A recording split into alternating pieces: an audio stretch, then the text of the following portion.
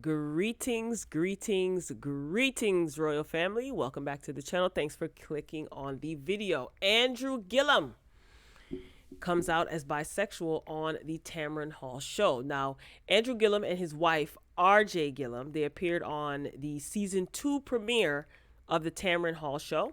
And Andrew, he opened up about the hotel incident, and he also cleared up some rumors. So the opening of the show, Tamron Hall is addressing what's supposed to be the audience, and she opened up by stating that once news circulated that she would be interviewing Andrew and his wife, she was bombarded with suggestions. You know, there were questions that people wanted her to absolutely ask and be very, very specific. But she said that she decided to conduct the interview the way that she saw best.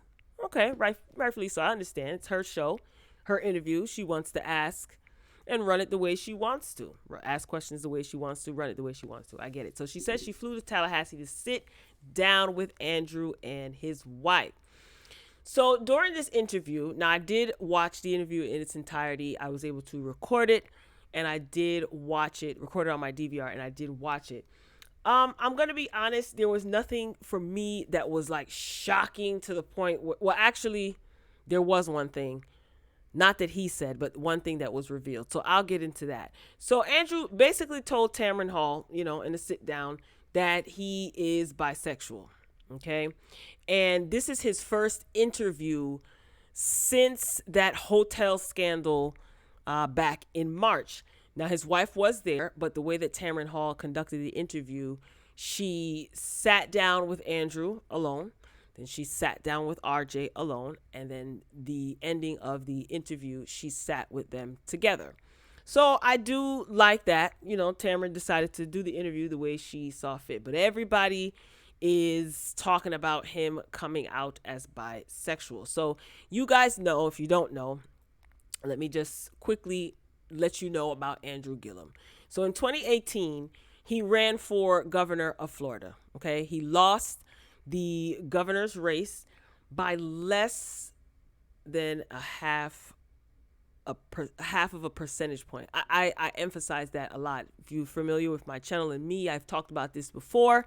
So if it sounds repetitious, I apologize. Repetitive, excuse me, I apologize. Anyway, so he lost, and he stated that he fell into a deep depression. He did talk about his father suffering from alcoholism. He said that he fell into a deep depression, and he started drinking more than he normally would. So basically things just started falling apart for him because of this race. You know, he had such great support. You know, the momentum of the race was just great. Everything was on pace. He was the mayor of Tallahassee years ago. He won the primaries. It looked so promising. You know, I was following him since then, and I was just so excited just to see everybody band together and lift him up. And then to just lose by just like a half of a whisper. It's disappointing, and I'm pretty sure that he put all of his effort and his energy into this campaign. A lot of people showed him support, so I can understand him feeling depressed after that, you know, that defeat. So again, that's when he started to drink. Then in March, all hell broke loose when images of him very vulnerable started circulating on the internet. Police reports started circulating on the internet, and it was just a scandal heard around the world. So Andrew Gillum tells Tamron Hall, look, well, he didn't say look, but Tamron Hall asked him, take me to the night in Miami. So he and his wife, Andrew and his wife, had gone to Miami because he was supposed to be officiating a wedding. This is what he's telling Tamron Hall. And he said that a lot of people thought that his wife was not in town with him. And she was back at her hotel. So he had been, remember now, he had still been, you know, drinking, and picked up this, you know, this drinking habit. He'd basically become a functioning alcoholic by this point. So he decided to part ways, you know, from his family, and he went to the beach. He said he had been drinking all day for about 4 hours, and he hit up his friend who lives out in Miami. And they connected. They started drinking. They go back to the hotel. He says when he went back to the hotel, it was only him, Andrew, and his friend. It was just the two of them in the room. He said that, he was drunk, and he said that he remembers he passed out, obviously, and the only thing that he remembers is waking up to a room full of people around him. He said when the paramedics and the authorities, woke him up and he came to, he said, hey, your friend such and such overdosed. So Andrew said the first thing that came to his mind is like, oh my God, his friend, he thought his friend was dead. Obviously he wasn't. And he said that they basically asked him, where's your hotel, where you staying? This is what Andrew is telling Tamron Hall. And they escorted him back to his hotel, and he had thought that he was going to be escorted to a police station because he thought that he might have been witness to a crime because his friend overdosed. Now, he did say that only he and his friend were in the room prior to him passing out and waking up with all these people in the room. As you know, he was photographed on the bathroom floor, unclothed. There was a towel by his head, and it was his vomit.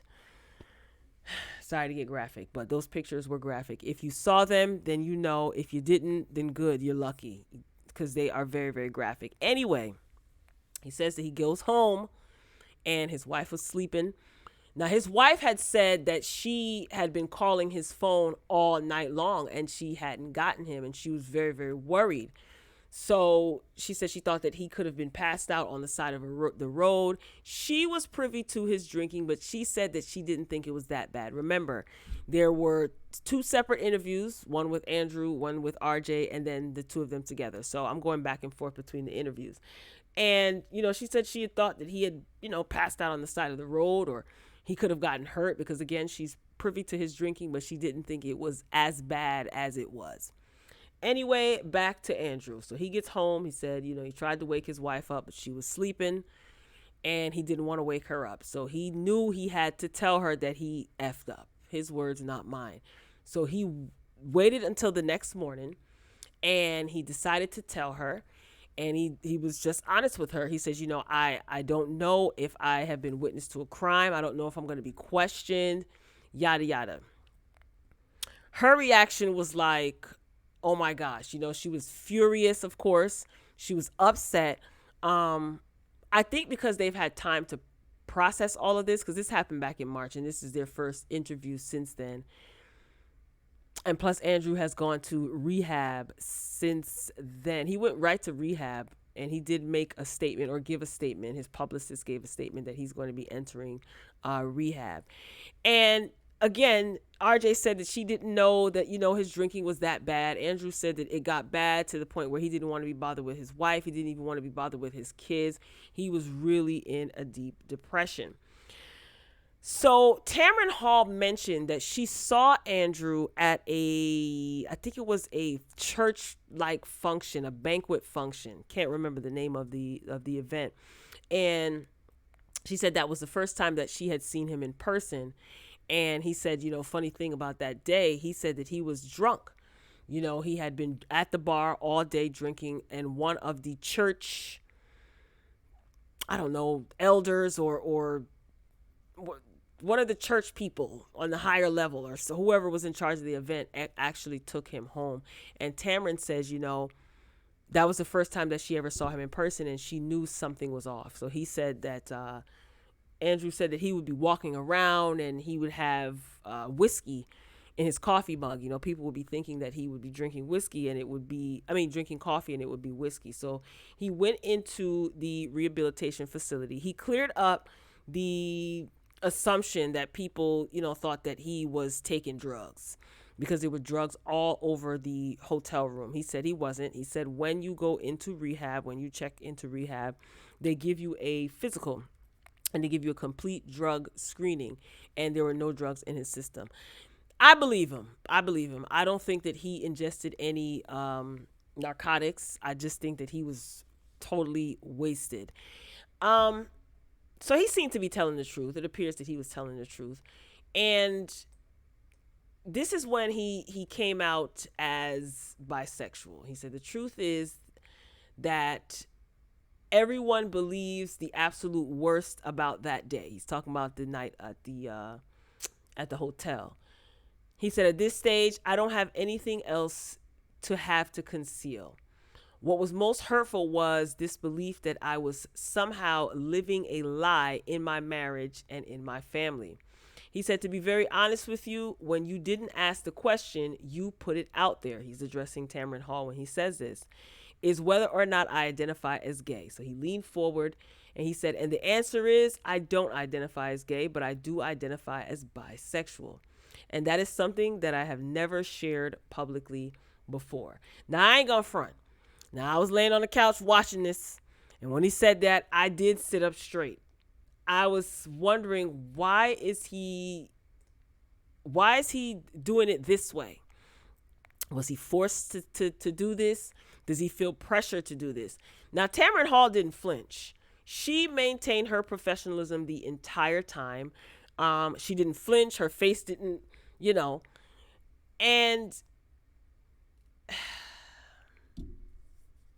I still don't know how I feel about him coming out and saying that. I don't know. Something just seems off with it. But the man identifies as bisexual. It is what it is. Now, as far as his wife, his wife basically says that this is between her and her husband. You know what I mean? She said that there's a misconception with bisexuality. She seemed to be even-tempered when she was giving her response. So Andrew Gillum just talked about how he cried every day, and he just went through a lot, and he was written off by some. Not me. This is not a deal breaker for me. I want to go on record as saying that. It's not. It's totally not a deal breaker, and I'll give my thoughts on that in detail in a minute. So, everybody was speculating about, is he gay? Is he straight? Oh my gosh, his wife probably don't know. There were people who are affiliated with him on the political side, and also they've gone to college with him as well. And it's known, at his alma mater that he's dated men, so it's no surprise to some. This is his private life, and I totally get it. I said this before in the Morning Boogie Morning Show. I touched on this a little bit, but I wanted to do a separate video. I get it. He's a political figure. He was running for governor. He was the mayor of Tallahassee. I get it. So his life is under a microscope. But this everything is not for public consumption. It's unfortunate that he was found in that compromising position, and I still feel to this very day that something about that whole situation seems fishy. I think it is a strong message. Stay in your place. I've said that many times, and I still wholeheartedly believe that. As far as his wife, I mean, listen, I'm inclined to believe that she knew. Okay, she knows, and what? You know what I mean? And Andrew, he was just worried about, is his wife going to leave him? He was very, very terrified. I'm sure he was embarrassed. And I'm sure there's a lot that we don't know. We can only assume. I just feel like some people don't want the truth, right? Because this man says that he identifies as bisexual, and there are people saying, nah, he gay. The man told you that he identifies as bisexual. I just feel like people want to hear what they want to satisfy their opinions or their need to be right. I'm more concerned about his drinking problem being resolved than I am who he's sexually or emotionally attracted to. Real talk. Because his drinking problem could definitely affect his political decisions, or if he is in a position of political power, right? That's a problem. You know what I mean? So I'm wondering if he's got his drinking under control. Is he sober? He didn't say that in the interview. He didn't say I've been X amount of days sober. You know, of course, he was under a lot of pressure. This is his first interview since all hell broke loose. So I get it. He had to hit certain points. He had to stay on task and get the message out in a professional, political way. His wife is the one that should be concerned about his sexual preference, right? And like I said before, I am willing to bet that she knew how he identifies. Like, the major issue that I have is, let's get to this part.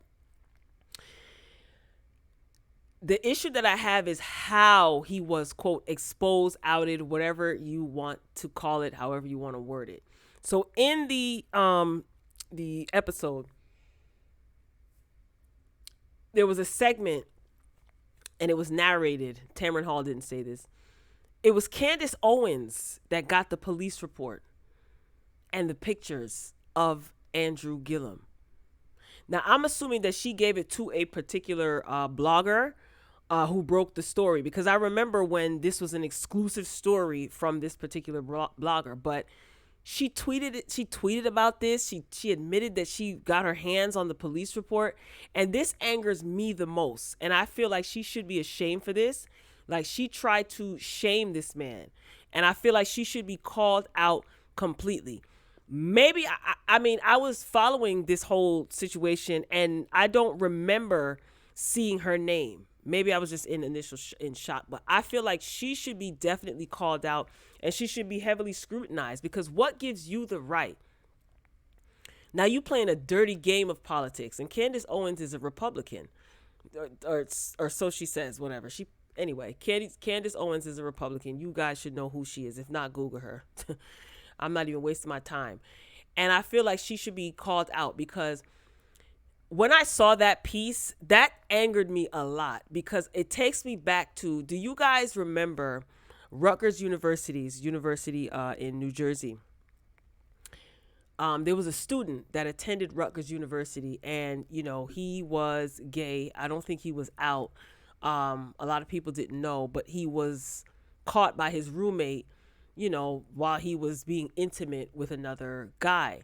And they filmed that, and then they showed it to the whole campus, and that student ended up erasing himself, if you know what I mean. Like, see, stuff like that, all this outing and filming people and yeah, I'm gonna expose. That pisses me off. It really pisses me off, you know. And people were saying, well, you know, Andrew needs to live in his truth. He needs to live in his truth.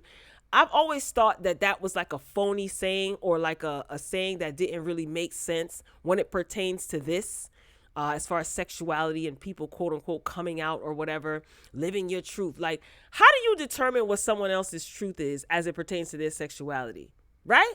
Like, to me, it's used to like bully or force people to tell you what you want to hear or what you suspect. Now, I'm speaking specifically about sexuality or how someone identifies sexually, like that living your truth, you know, as it pertains to that.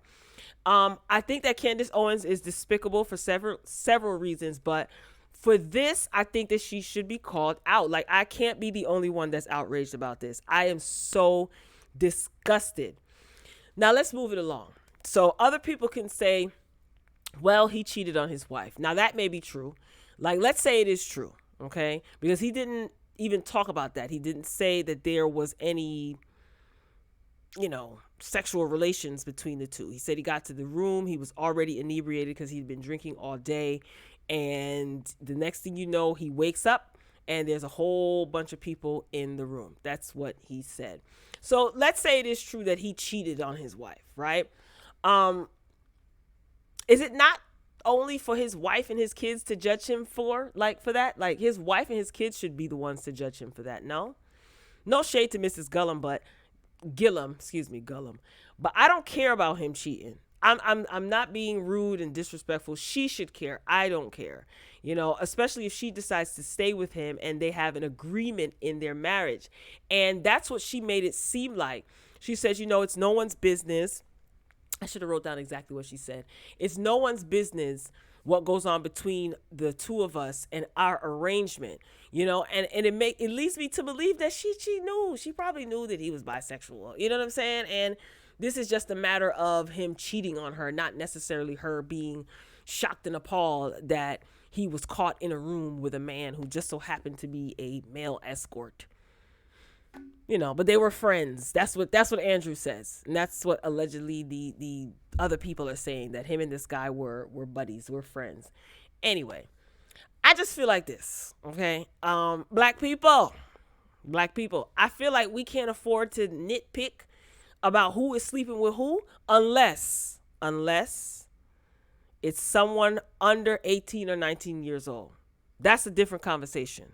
I said what I said. Yes, I said 18 or 19 years old. But that's not the case. Because, he was written off by a lot of black people. And they're like, I'm not voting for him. He's trash. He's this, he's that. You're entitled to your opinion.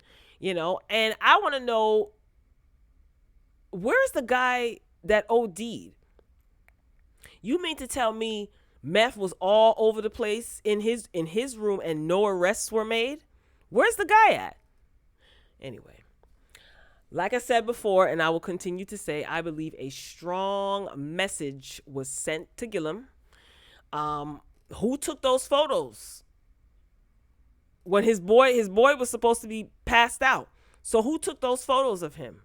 This is according to reports. The guy OD'd, right? He wasn't conscious. So who took the photos of Gillum? Did you guys see them? Whose foot is that in the shot? Authorities show up, right? Like, did they take the pictures? Were they barefoot in the room? It's still a lot of unanswered questions. Andrew wasn't dead.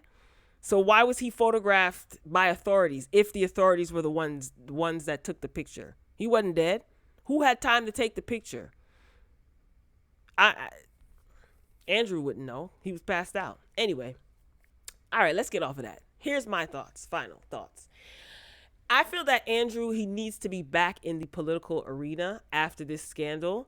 I feel like, especially after all of this now, especially what went on in March and what's happening now with him coming out as bisexual, I think that he might, quote unquote, stay in his place, which to me seems to have been the objective. Like, we see this all the time, especially in politics, where there's a huge scandal and people are, bribed, they're compromised.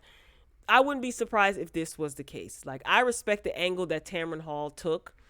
She said, like I said in the beginning of the show, that she received calls and emails, and she conducted the interview the way she saw fit. She was professional. She allowed him to talk. He is a politician, so he has the gift of gab, and he talked.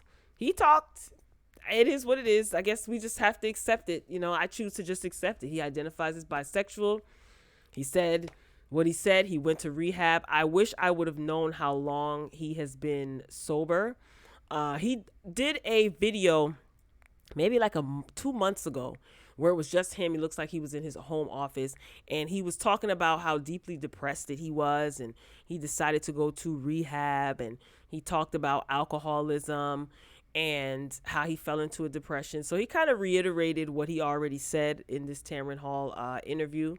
I mean, Tamron, she wasted no time getting to what happened in Miami. I did like that she had a segment with just RJ alone. And RJ, she was just saying that some people don't understand sexuality, bisexuality. Her approach, like I said, leads me to believe that she knew how her husband identifies. So Tamron did ask her about Andrew's drinking. Like I said before, she said she noticed it, but she didn't think it was that bad. So bottom line, I feel that this man needs to get back into these streets because all hell is breaking loose. And no, he's not the Messiah, but we need as many people who are really committed to fostering progress in positions of power, especially for black people or all people. But representation matters, right? So this is a black man, you know what I mean? A very relatable, likable, professional, smart, charismatic, compassionate black man. So representation matters. I can only imagine how he would have handled the pandemic in Florida had he been governor, because like I said, no, I can't be convinced that this was not a message being sent. So it's like, now what? He did seem a little bit discouraged or defeated when Tamron asked him, will he get back into politics? You know, he basically said that he doesn't really see it. But then again, anything is possible. And then he made reference to the current president being in the White House, which I thought was really cute. But I want to see Gillum back in politics. I want to. He is a bright young guy. I think people will support him. I don't think that this is a deal breaker for most of us. I don't know. Maybe I'm being a little naive. Tell me what you think. I think it's time for him to get back into politics. But again,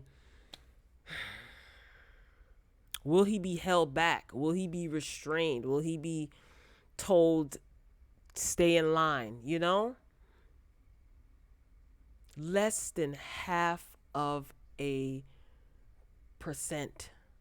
Less than half of a percent. That's the difference. And in history, he made history because I don't even remember how far back, if ever, he was the first black male gubernatorial candidate that came that close in a race or something like that. I don't know. My head is all over the place. I just want this man back in politics. I'm going to be honest with you. I'm not speaking for all black heterosexual women. I'm speaking for myself. I've been saying this before. This is not a deal breaker for me. Who he chooses to sleep with is his wife's problem. He's not sleeping with anyone under the age of consent. Therefore, it is what it is. But again, he did not admit. He didn't even bring up any sort of physical, anything with his friend. He said, this is his friend. I feel like he was humiliated. I feel like the people or person who decided to out him or thought that this was funny to put this out in the public, to even take pictures, should be ashamed of themselves. And I'm totally disgusted by that. And these are the type of things that cause people that'll push people over the edge, literally and figuratively. And I think that everybody should be outraged at the fact that this human being known as Candace Owens took pleasure in putting this all over the internet and sought out the police report to embarrass this man. So that leads me to believe that this was something that was done intentionally. Royal family, thank you for watching the video. Like the video if you liked it. Drop down in the comments and share your thoughts. If I misspoke, correct me. You can disagree with me as much as you want, but please disagree respectfully. No profanity or derogatory terms in the comments section. Thank you in advance. Can't wait to read your comments. Let me know what you think. Did you see the interview? I saw it in its entirety. What did you think? Do you think that Andrew Gillum can come back into politics? Would you like to see him in politics? And is this not a deal breaker for you as it pertains to him in a political position? Can't wait to read your comments, folks. I am signing off. That's it. Until next time. Peace.